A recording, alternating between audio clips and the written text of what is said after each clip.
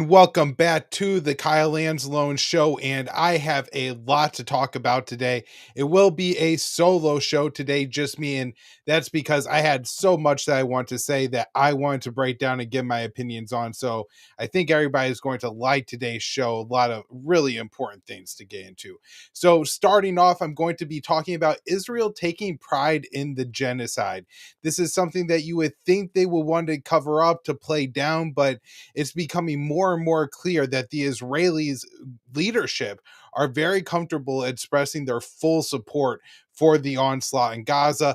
Then I want to get into Steve Witkoff, Trump's envoy's latest remarks on Iran, and did he just kill the potential for peace? And the former U.S. ambassador to Ukraine pushing us to the brink of war with Russia. And finally, will Trump send more arms to Ukraine? So that's a lot to get through. I want to jump right into it. First, just remind you guys to help out this show. There's a few ways you could do that. The best is like, share, and subscribe on and from YouTube. If you're watching over there, drop us a comment. Let us know what you think. If you got any questions, especially since it's a solo show today, I will try to maybe get into those. And of course, I'm always interested in future guests that you might have for the show. And no matter where you're watching, ads, Facebook, Rumble, share out the show, recommend it to others, help us get out there to a few new listeners. All right, let's jump right into it with our first clip today. This is a former Israeli lawmaker explaining how he thinks Tel Aviv should handle Palestinian children. Every child in Gaza is the enemy. We are at war with the Gazan entity, the Gazan terror entity, which we ourselves established in Gaza, in Oslo, and in the disengagement. The disengagement that Prime Minister Netanyahu voted in favor of, that is the enemy now. Every such child to whom you are now giving milk, in another 15 years will rape your daughters and slaughter your children. We need to conquer Gaza and settle it. And not a single Gazan child should remain there. Let's stop telling ourselves this deception just to score points in this game between pro-Bibi and anti-Bibi. This isn't about left or right, it's about winning this war, and it's about justice. When will we learn? When will we learn?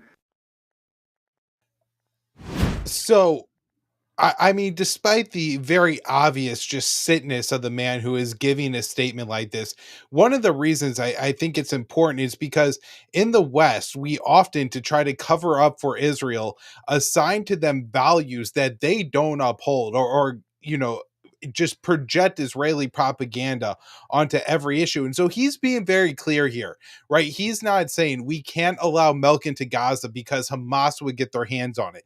He's saying we can't allow it into Gaza because the Palestinian children would get their hands on it. Now, this is coming as there are reports surfacing 14,000 Palestinian children in Gaza are at immediate risk for death of starvation, deprivation, just coming basically to the deprivation that Israel has imposed on them. And as this is coming up, you have Israelis proudly boasting that not only is this good, we need to intensify this. We can't allow any aid into Gaza whatsoever. And maybe you think you watch this clip and you say, but Kyle, this is a former member of the Knesset. It's not even like he's a current lawmaker. He probably reflects some fringe viewpoints. So to get into this a little bit more, Dave DeCamp, previous guest on the show, if you didn't catch that episode, absolutely fantastic. Go and check that one out after this one. Has a really important article at antiwar.com. Headline, opposition leader says Israel is killing Palestinian babies as a hobby. And so this is one of the few members of the Israeli Knesset who isn't saying that let's go further, let's fully expel the Palestinians from Gaza. He's saying, hey, maybe we've taken this too far. Maybe this really just has to be about Hamas and not the killing of the Palestinians, including their children in totality. But the reaction to this statement is, I think, what's so important.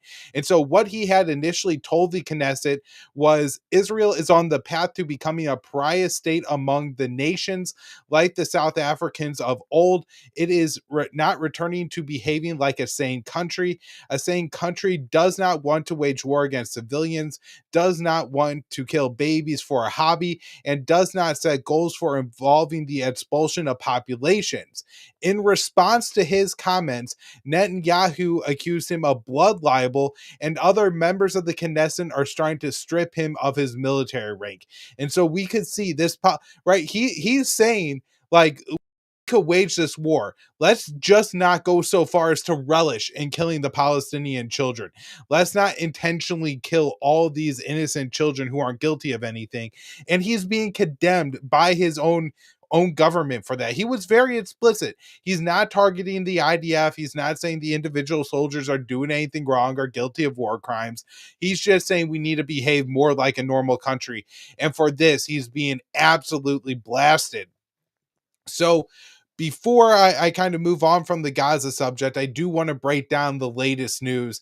And we have this clip here from Steve Witkoff discussing what aid is going to go into Gaza. Because as we've heard, there's a lot of children, over 10,000 on the brink of starvation. So what is the U.S. doing about this? Trump, who is apparently concerned about the humanitarian crisis in Gaza, what is he doing? Here's Witkoff's statement. We have to help the Palestinians, he said.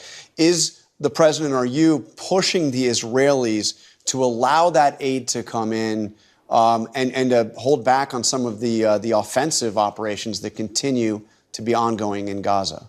The president, John, is a humanitarian. Everyone is concerned about the humanitarian conditions in Gaza. I don't think there's any daylight between President Trump's position and Prime Minister Netanyahu's position. The issue now is, how do we logistically get all of those trucks into Gaza? How do we set up the aid stations? There are many initiatives that we're working on to address this. There are going to be mobile kitchens that are going to be sent in there. The flour, we have trucks with flour waiting at the border. The Israelis have indicated that they're going to begin to allow a lot more of these trucks to get in, but it is complicated. It is logistically complicated, and the conditions on the ground are dangerous. There are still many exploded shells all over the place. So we have to be mindful of that. But that said, we do not want to see a humanitarian crisis, and we will not allow it to occur on President Trump's watch.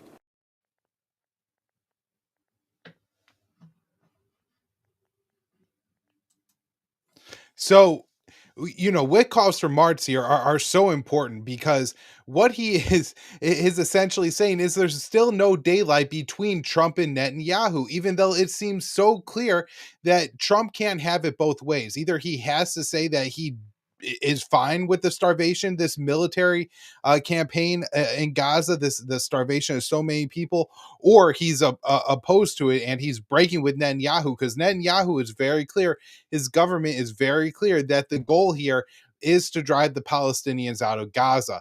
Now I have another clip to play on this. This is Netanyahu discussing the aid transfers. Eventually, we will have an area fully controlled by the IDF, where Gaza's civilian population can receive aid, while Hamas gets nothing. This is part of the effort to defeat Hamas alongside the intense military pressure and our massive incursion, which is essentially aimed at taking control of all of Gaza and stripping Hamas of any ability to loot humanitarian aid. This is the war plan and the victory plan.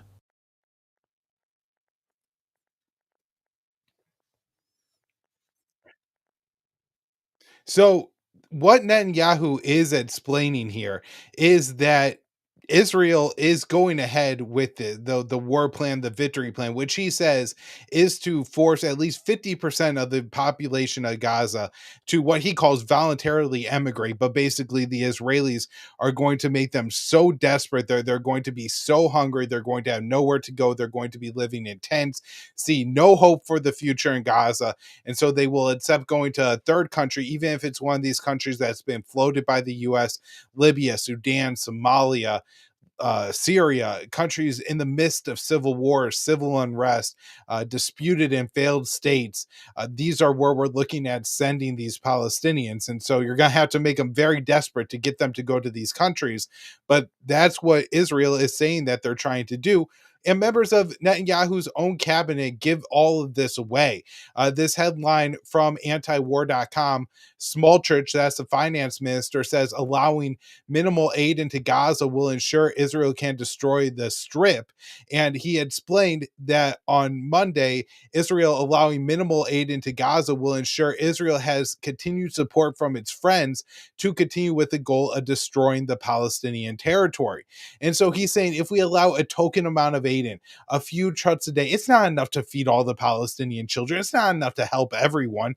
It's just enough to get people to say, oh, see, the Israelis, they're not trying to commit a genocide. They're allowing aid in. And I'm sure they will allow more aid in, as Netanyahu said, if it wouldn't fall into the hands of Hamas. But the way that the aid is going to get into Gaza is this very controlled system by the Israelis. You know, Wickoff is saying it's logistically difficult. It isn't. All of the kitchens, everything could be fired back up. They were only shut down because Israel conducted a blockade and prevented all aid from entering the strip. If they wanted aid to get to these bakeries, to get to the UN agencies that are all over Gaza, that is certainly something that could be done. But Israel is choosing not to allow that to happen, and Washington is covering up for them. Now, one more point I want to make here, because a big part of this, and one of the I think final talking points you will hear from Israel defenders in the West is, well, Israel can't allow more aid into Gaza because it will go to Hamas, and of course, you can't expect a country to help their enemies. However, there was this article from a couple months ago at the Washington Post explaining that gangs looting Gaza aid operate in areas under Israeli control, aid groups say. And so it's not Hamas that's stealing the aid. It's actually these gangs that are only operating in areas under Israeli control, under the IDF control. And look at the brutality that Israel has conducted its war in Gaza. You think if there were gangs operating in areas controlled by the IDF, that the IDF couldn't hunt them down and stomp them out if they wanted to, if that was their goal? Obviously, it's not. Obviously, they want those gangs to operate to cause instability in Gaza. So Israel has somebody else to point the finger at and say, oh, look, it's the Palestinians stealing from each other. It's them stealing from their own kids. They're responsible, when it's really Israel's fault for propping up the worst actors in Palestine. Israel is just completely out of control at this point. Just before recording here, I read this story that Israeli soldiers in the West Bank fired warning shots at an international delegation of diplomats who were in Jenin to survey the destruction that Israel has carried out there.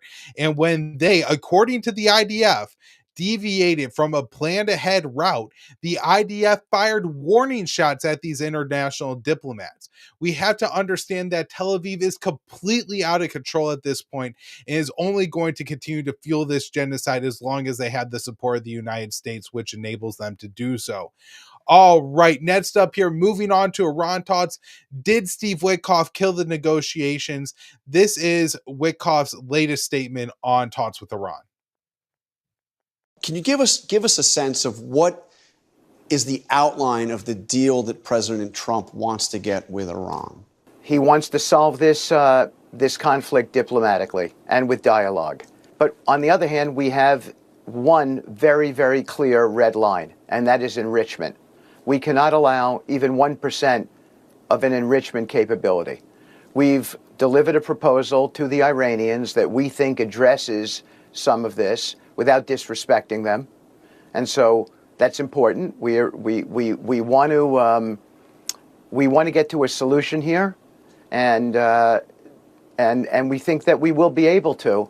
But everything begins from our standpoint, John, with a deal that does not include enrichment. We cannot have that, because enrichment enables weaponization, and we will not allow a bomb to get here. But short of that, there are all kinds of ways for us to achieve our goals in this negotiation.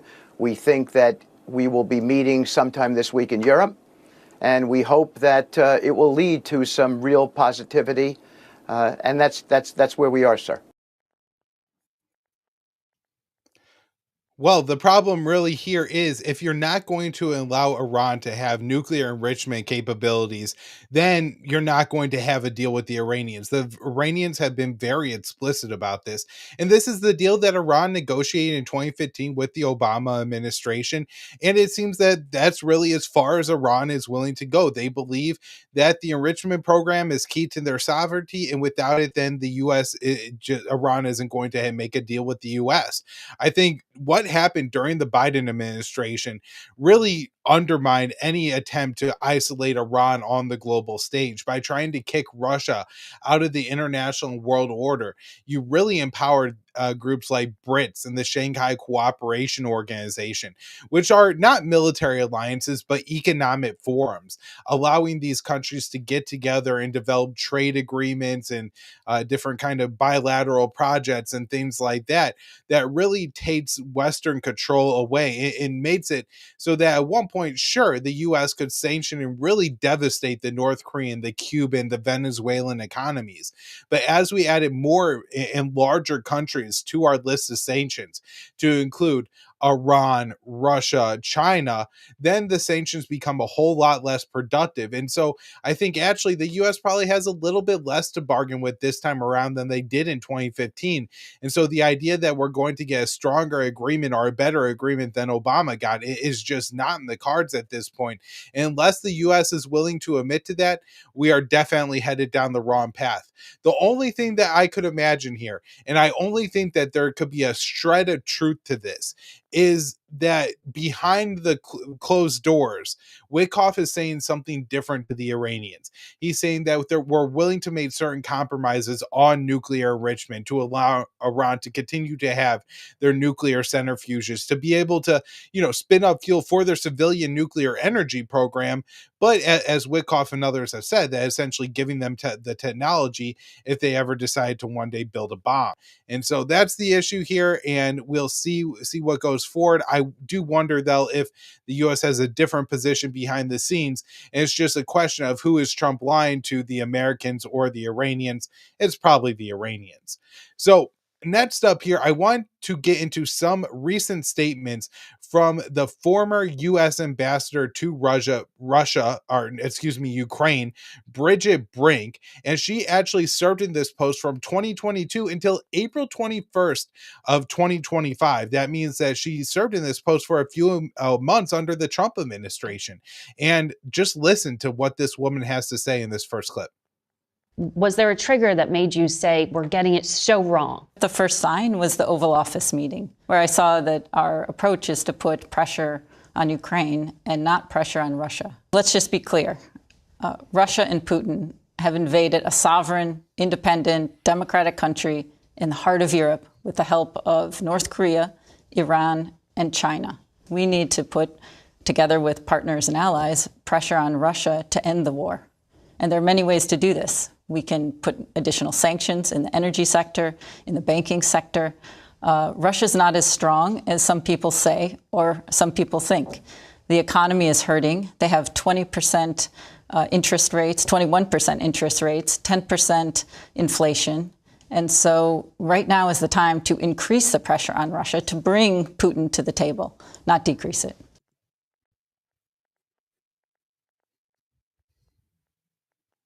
So this statement from Brink is just so revealing for a number of reasons. And one of the major ones is that Brink is making this statement as so many Americans feel that the confrontation between Trump and Zelensky in the Oval Office was a great moment, that finally our president was standing up to a man who was taking advantage of the United States to such a great degree. And she's saying, oh, this was awful. This is how I knew the US was moving in the wrong direction. The wrong direction is the path we're currently going down, the policy that she oversaw for years and years and years as she was ambassador in Kiev. Now, the other thing here is to just show how foolish and how few ideas that the establishment thinkers have, right? She's just saying more. We could sanction Russia more. We could hurt the Russian economy more. We're about to make major breakthroughs in hurting the Russian economy. And when you look at it, it's very clear that Western economies were just as hurt, if not more, by the sanctions on Russia. Now, this is in part because I think there's been such a large buildup of sanctions on other countries that sanctioning Russia and trying to get them out of the Western led economic world order has really empowered the alternative or the Brits, Shanghai Cooperation style led world order. And so this is really just a dramatic economic shift going on. And Bridget Brink just simply doesn't understand it and thinks that more sanctions are eventually going to achieve something when clearly they won't. Next, I want to play her thoughts on ending the war. Again, remember, this was America's top diplomat in Kiev. And this is what she was saying was the path to end the war. Do you feel American officials are being censored from saying things frankly and honestly? The real question is, how are we going to help to end this war? And to do that, it can't be peace at any price. It has to be a peace that does things that advance our own interests. And those are really simple. It's how to keep Ukraine free, how to deter Russia, and how to send the right signal to China. We've seen the devastation that happens when we appease aggressors, and we do not want to do that again.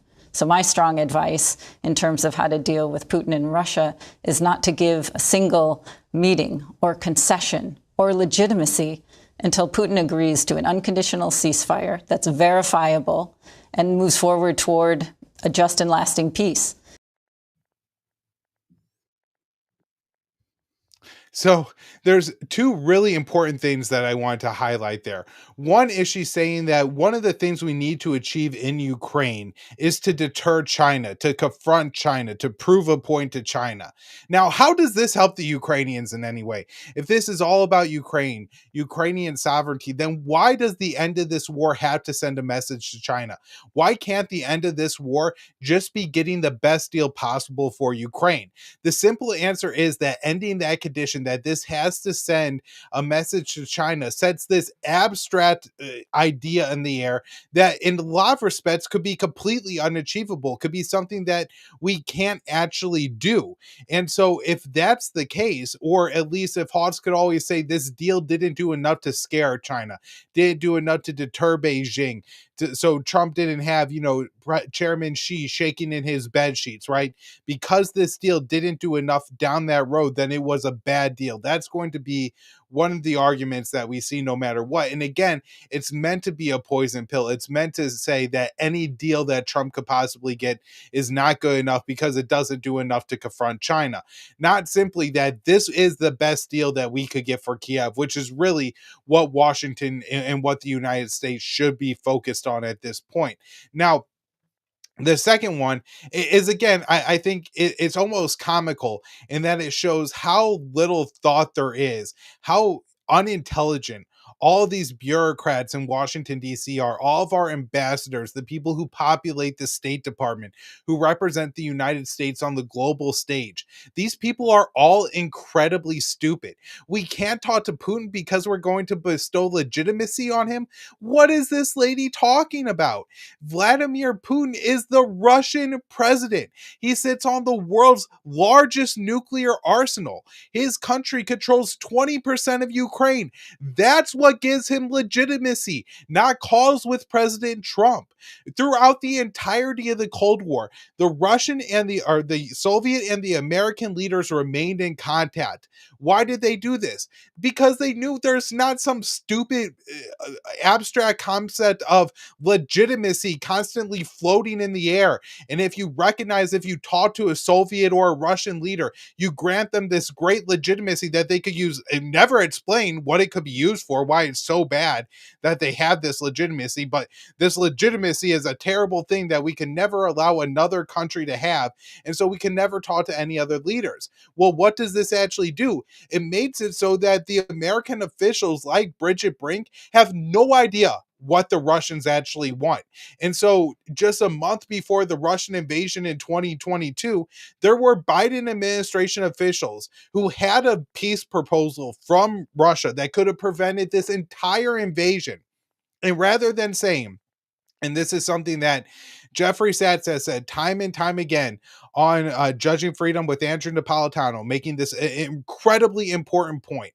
All as the U.S. really had to say was, look, we are not going publicly tell the Russians that door to Ukrainian NATO membership is closed. We are not going to admit Kiev into the alliance, which is what the West was already doing, what they already knew, what they were saying behind the scenes was that the West, since they effectively started this proxy war, haven't done a damn thing to bring Ukraine closer to joining the NATO alliance. This is something that was even admitted and lamented by former British Prime Minister Boris Johnson recently. We haven't done anything to help the Ukrainians join NATO, yet we refused to say it when it mattered, provoking the Russian invasion of Ukraine. And this is because a lot of people like Bridget Brink are completely stupid and misinformed because they've never talked to a Russian in their life, and yet they have the Russian portfolio and they think that they're going to direct policy and they're going to intimidate and bully Putin economically into giving up this invasion when no such thing is going to happen. Reality has proven these people wrong time and time again, and every single time it slaps them on the face. Their only solution is to double down, to go harder. We just need to do more and more and more. This is the same mentality that Bush had in Iraq and Afghanistan, and look where it got us. And guess where it's going to get Ukraine? They're going to lose more and more of their territory, and Russia is just going to take more and more. And look, at the Ukrainian military collapses, Kiev will be negotiating with Russia at the barrel of a Russian gun. Does that sound like the recipe for them keeping their sovereignty, for them having a good deal? Help the Ukrainians to negotiate now so we could end this conflict. All right. Before we wrap up here, have to talk about this. What is the Ukrainian stance? And then I do want to talk about Trump and what he wants to do in the future. So this first clip from Zelensky.